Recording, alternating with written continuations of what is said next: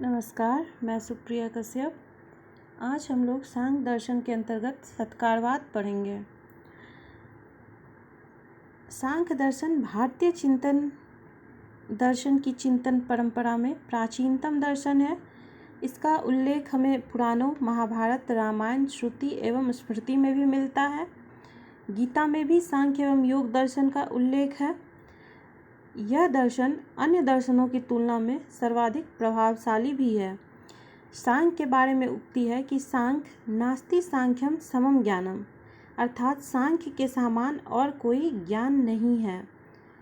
सांख्य दर्शन के प्रतिपादक महर्षि कपिल हैं। इसका मूल ग्रंथ तत्व समास है, जो कि महर्षि कपिल ने लिखी है, लेकिन फिर भी उन्होंने सांख्य मत को विस्तार पूर्वक समझाने की दृष्टि से सांख्य सूत्र नामक विशद ग्रंथ की रचना की है। वर्तमान में ईश्वर कृष्ण की सांख्य कारिका ही उपलब्ध है। सांख्य कारिका सांख्य दर्शन का आधार है। सांख्य दर्शन द्वैतवादी दर्शन है, क्योंकि यहाँ प्रकृति तथा पुरुष को दो परम तत्वों के रूप में स्वीकार किया गया है। यह एक अनीश्वरवादी किंतु आस्तिक दर्शन है, क्योंकि यह ईश्वर की सत्ता को तो स्वीकार नहीं करता, किंतु वेदों की प्रामाणिकता को स्वीकार करता है। सांख्य दर्शन मानता है कि किसी भी चीज़ की उत्पत्ति शून्य से नहीं होती है, इसीलिए विश्व की उत्पत्ति भी शून्य से नहीं हुई है।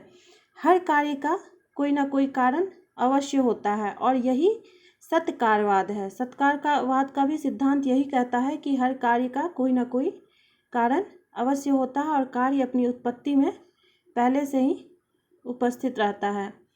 अब हम लोग सत्कारवाद की व्याख्या पढ़ेंगे। सत्कार्यवादी, सत्य कार्य और वाद। सत्य का अर्थ है उपस्थित या उत्पत्ति, कार्य का अर्थ है कार्य, और वाद का अर्थ है सिद्धांत, अर्थात कार्य अपनी उत्पत्ति के पूर्व अपने कारण में उपस्थित रहता है। जैसे तिल कारण है और इसका कार्य है तेल, तो तिल कारण में तेल पहले से ही उपस्थित होता है, उत्पत्ति के पूर्व कारण में विद्यमान होता है।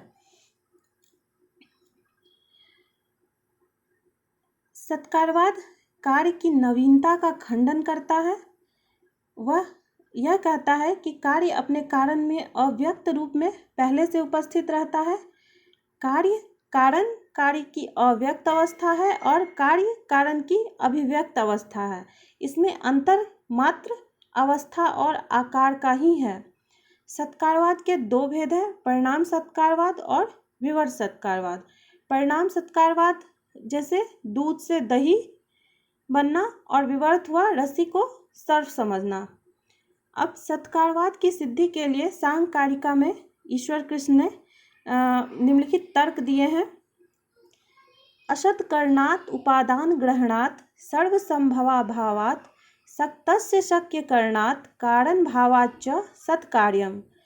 असत्करणात्, यदि कार्य उत्पत्ति के पूर्व कारण में विद्यमान नहीं हो तो वह अपने कार्य से उत्पन्न नहीं हो सकता। जैसे यदि तिल में तेल नहीं होता तो उसे लाख प्रयत्न करने पर भी निकाला नहीं जा सकता। उपादान ग्रहणात्, कार्य विशेष के लिए कारण विशेष का ही ग्रहण करना। कार्य की प्राप्ति के लिए हम उपादान कारण सामग्री को ग्रहण करते हैं, अर्थात किसी निश्चित कार्य के प्राप्ति के लिए कोई निश्चित सामग्री ही ग्रहण करते हैं, क्योंकि उपादान कारण में कार्य पहले से ही अस्तित्ववान होता है। जैसे घड़े के लिए बनाने के लिए हम मिट्टी को ही लेते हैं, कपड़ा बनाने के लिए हम धागे को ही लेते हैं।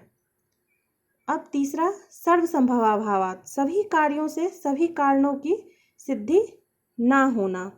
यदि कार्य उत्पत्ति से पूर्व अपने कारण में अस्तित्ववान नहीं होता तो किसी भी कारण से कोई भी कार्य उत्पन्न हो जाता, किंतु ऐसा नहीं होता है, बल्कि कारण से वही कार्य उत्पन्न होता है जो उसमें अस्तित्ववान होता है। जैसे मिट्टी से तांबे का पात्र नहीं बन सकता, मिट्टी से मिट्टी का ही पात्र बन सकता है, घड़ा ही बन सकता है। अब चौथी है सक्तस्य शक्य करणात्, जो जिस कार्य में समर्थ है उससे वही कार्य संपन्न होना।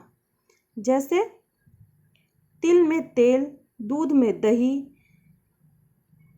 कारण में कार्य उत्पन्न करने की शक्ति होती है। यह शक्ति इसी रूप में है कि कार्य कारण में पहले से ही अस्तित्ववान है। जैसे तिल में तेल पहले से ही अस्तित्ववान है, दूध में दही पहले से ही अस्तित्ववान है। अब पांचवी है कारण भावाच्य।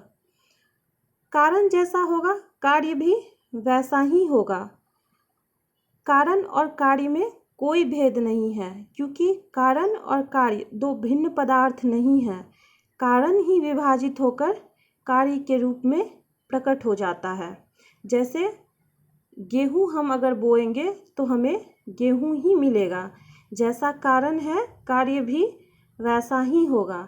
यही सत्कार्यवाद, सांख्य दर्शन का सत्कारवाद है।